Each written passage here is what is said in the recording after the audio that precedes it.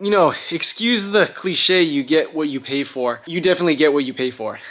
You know, some shops charge a higher hourly rate for a reason, right? Because you have the skills, experience, and knowledge, and maybe the team and the facilities to work on whatever specialty projects you have. There's a reason why some people cost so much. And another thing, there's reasons why they're specialists, right? I mean, I'll just give you an example. I do a lot of pre and post vehicle inspections. I had a long time good customer just bought a E30 BMW that was lightly modified. Had a lot of issues. The owner was not very honest with that car, had a ton of issues. And basically he asked me for a quote on, you know, how much I would charge if I were to do the work. And I basically told him, right, like, I bet you there is someone local who knows these cars better than I do, maybe charges less than I do, and probably specializes in the E30 chassis, probably has worked on them all his life.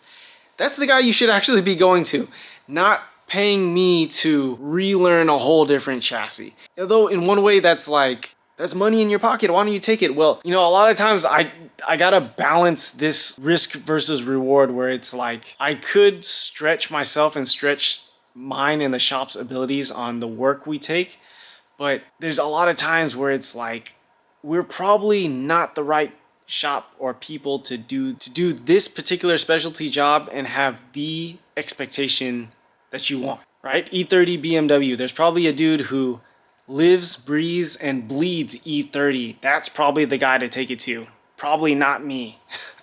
Again, just to simply sum it up, honesty, transparency, setting expectations, and, you know, having that trusting relationship with a customer. Whether it's me telling the customer 100% we're able to do it, or hey, there's probably someone or a shop that's much better suited to meet the expectations that you want.